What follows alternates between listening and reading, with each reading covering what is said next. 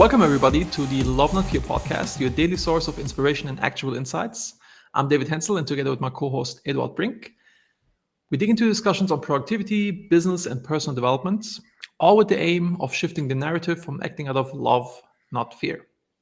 Eduard, what's the topic today? Hey, David. Today, I'd like to talk about subconscious beliefs versus the life we want.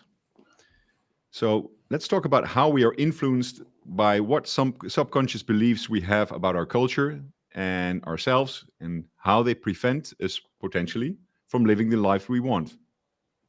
I think on this topic, it would make sense to figure out or talk about how do you really find out what you actually want in the different areas of your life. And if there's any subconscious beliefs or that are holding you back from actually achieving it, so something that you really want, but you can't get it. And then maybe how about how to get rid of these subconscious beliefs? I think that's probably a good structure. So maybe we start with, how do you define what you really want? How do you do that? It sounds pretty easy, but we assume we know what will make us happy and how to pursue it. But it's quite hard. Living in the present moment and being open to new experiences is often blocked by our limiting beliefs and the things we think we have to spend our attention to. How did you find out what you really want, or do you know what you want? Do you have a defined mission and vision in the three areas of your life? For me, it's easier to slow down and put myself in a different area, different environment. So traveling is like opening a lid of a can, and I can reach into what I want and put things in perspective. So that really helps. But oh boy, it's hard, and sometimes after a period of working hard in the business, I find that I lost track of where I really want to go and what's really important. But also overall in life, I think you wrote your funeral exercise. Funeral exercise is a concept where you sit down and figure out what you want people to say at your funeral about you, and this can kind of give you the idea of begin with the end in mind. What do you really want to achieve, and then you can work backwards to achieving this. That's one good way to figuring out what you want. And other things, I think the wheel of life is a really cool exercise where you look at the different areas of your life. Financially, work, family, friends, etc., etc. If you go to managinghappiness.com, there's a link to the free habit tracker, and that's a mini course where you can do the wheel of life exercise. I think that's a good one to kind of figure out in which areas of your life you're currently living the life that you want, or what you can adjust. I think it's also very important about the judging our lives, how complete or successful it looks. By judging it's taking attention away of how much we've actually grown in the past time, especially to the end of the year. We come into Christmas, and I must say, me too. I'm reflecting on what happened last year, and it's so easy to become overwhelmed and to focus on anything that did not work. It's really hard to count your blessings and build upon that, and to say, hey, damn, I did move the needle a bit towards where I really want to go. One thing that helps me is I track. I always do my 90-day plans and kind of write down which things I want to achieve. And it's kind of cool to go back into these documents and kind of see okay, actually I got this done, I got this done, I got this done, because I think it's a human thing. You always forget what happened, especially the good things, and you kind of remember more the negative things. But yeah, gratitude exercise, definitely a good one to count your blessings on a daily basis and keeping track of your successes and looking back at them on a regular basis to see hey, I'm actually doing pretty good. Where can I buy the book on that? Because I suck at it. I also suck at celebrating things that did work. I'm like, yeah, let's get it over. Next. and it's Yeah. really bad. It's good to if you have a success, to let it sink in, go there, experience how that feels like, and I think it's a great way to build upon that even. But I I'm think really bad at that. yeah, I'm working on getting better at it. I'm just listening to the Ikigai book again. Hmm. And one thing that these centurions, I guess people who live over 100 years in these cities in Japan, one big thing is they celebrate all the time, like all kinds of things. And I think it's like, being with community, and yeah, I think it's an important thing to celebrate. So how can we celebrate more? I guess once a project is complete, we do that. Actually, I got better at this, and I got a really positive reaction. Very very personal, but I'm gonna share it anyway. So my wife went through chemo, and she just finished chemo, and she's recovering. And I before I would have never done this in a million years, but I put together a dinner. We went out with her family, and kind of give a little speech of like recognizing and celebrating that she's better now. And this was like so extremely well. It was very emotional, and also thank the family for supporting us so much. And it was very emotional and very well received, by my wife. And so I think it's even though it also doesn't come naturally to me, I'm putting in effort to do these things more often, because it Hmm. makes quite a difference. I guess also with your team, people seeing that feel that they're seeing and that they're appreciated, etc. Yeah. Versus just like go go go go go. Yeah. Yeah. In businesses, seeing problems as obstacles to goals instead of opportunities to learn, this is a big thing.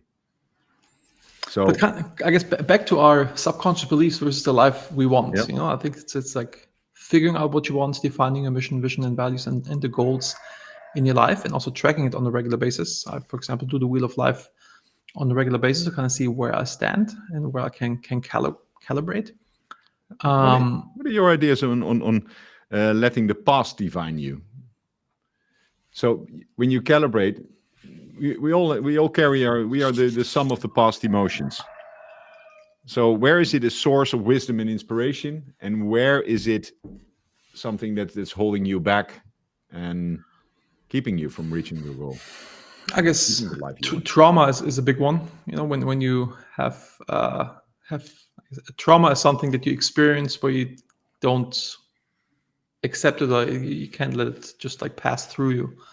Um, and with my aphantasia condition, I'm not an expert on trauma, because I don't have to deal with those. Thank God, knock on wood. But yeah, I think this is like always a really big one that holds people back. In general, limiting self-beliefs. In Don Miguel's Four Agreements, he has the story of the girl in the beginning.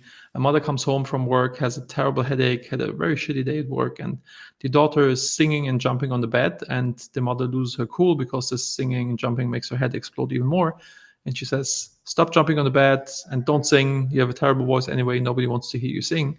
And the girl makes this agreement with herself that she has a bad voice, and she never speaks up again in front of people, doesn't sing, etc.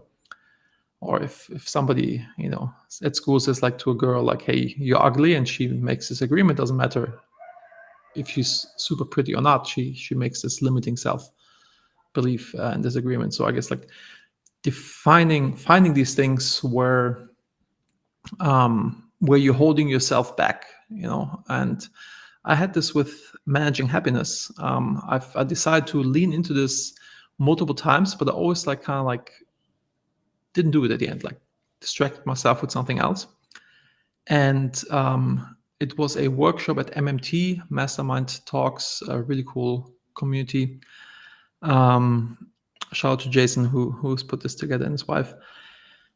And the author of the book, Immunity to Change, was there, and we did a workshop with him. And it's basically kind of figuring out like which commitment have you made, and so where do you want to step on the gas but subconsciously pump the brake. And for me, this was managing happiness. Why don't I really lean into this?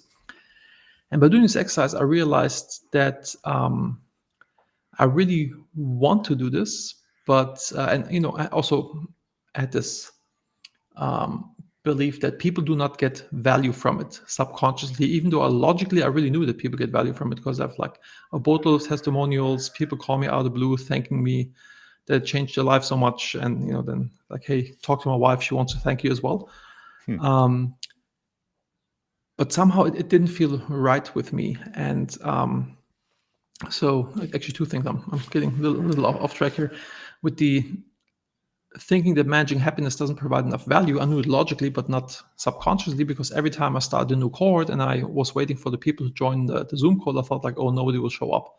But everybody always showed up, and people get a lot of value out of it. So by doing an affirmation, basically asking myself every morning and evening, why do people get so much value from managing happiness? I reprogrammed my subconscious mind in order to get rid of this limiting self-beliefs. And affirmations are cool, but affirmations work much better because you trick your subconscious by asking this question in a way that it's true, like, because asking like, why do I get so much value?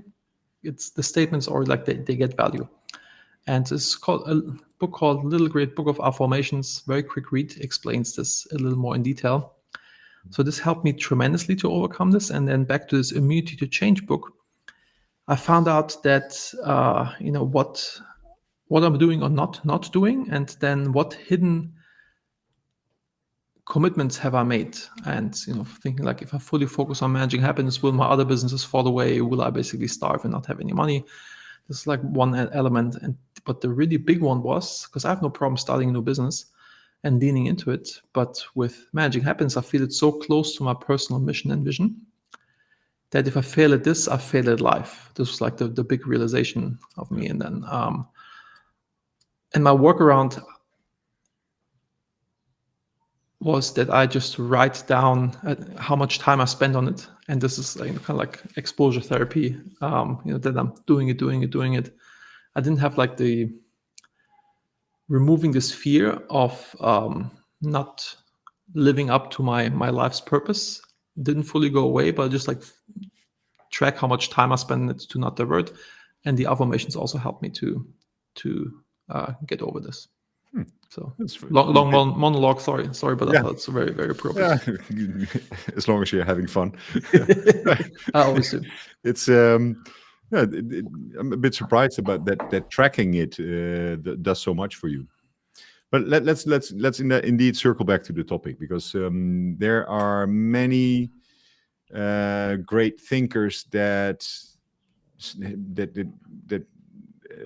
are a fan of the theory that we all used to a certain level of discomfort, so that we're actually self-sabotaging change, because when it is scary to leave an area of suffering nearly. So I don't know how to put it, but people tend to seek a situation that they're familiar with.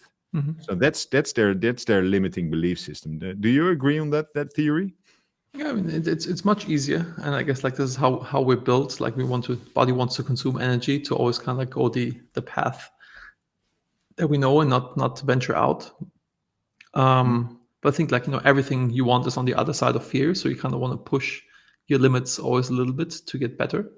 Yeah. And one thing that helped me is when I remember things that I did before that are extreme. For example, like bungee jumping off like some giant building in Las Vegas. When I think about that, because always like you just have to take the first step, and to do it, remembering that I did this gives me the power to do things that I usually hold back. And I think you do a lot of cold exposure. I think that's also a thing, kind of like, oh, I can do this, can overcome this, like take that step. I guess you condition yourself, that becomes easier to do these things. And last thought on this, I forgot which book this was, but fear often comes from you think subconsciously that you will not be able to handle the situation that you're potentially putting yourself in. And most of the time, like I've handled every situation that I've been in so far in my life, so like in the future, this will probably also be the case. And I also have an affirmation. Why is it so easy for me to handle every situation that I get into, to kind of like make that limiting self-belief go away, that I can do basically anything I want to do. I think it's easier to spend time thinking of how you will feel in a certain situation than think of how you will get out of this tricky situation. Okay, let me rephrase that. It is when you have a problem, it is very easy to feel and think of how you're feeling while you have this problem. Rather Maybe thinking of 80% like of the time how I feel goes when I in get out that, of it. and 20% goes in actually to the problem solving mode. And we spoke about finding an area, finding times in your agenda where you speak to like-minded people. That is a great way to adjust your thinking and speed up certain processes. Yeah. Yeah, we have come to the end of our podcast today. But one thing I do want to touch on, because it was burning in my head since you were speaking, and that's about do actions trigger change, or does change trigger action? And I think it is so easy to focus on making minor changes in your lives, minor action, start doing things, building up routines. And they will build up to change in your life, versus, hey, I don't want to be this person anymore, or I don't want to have this situation anymore, and think of it as a enormous problem to solve. The sum of the small steps, I'm really experimenting on that, and making them habitual is a game changer. Yes, I guess breaking it down to smaller steps. I don't want to be overweight or whatever, but just really breaking it down to small steps and starting with like an easy one, having the wins, gaining momentum is like always like a big one to overcome. I think I just handed you the takeaway for this episode on a silver platter, David. So I guess look at where you want to improve something in your life and break it down to small steps and start. Was this? Yeah. How about 3 things you start, 3 things you're going to ditch? What's not working? It's good. Yeah. Yep. Okay. Beautiful. Thank you. Let's Thank you, Eduard. hope to see you soon. And if you enjoyed today's discussion, don't forget to subscribe, read the show notes. There's a lot of information in the show notes. And join our love community at lovenotfear.com. And please give feedback and ideas for next episodes. Rock and roll. Thank you.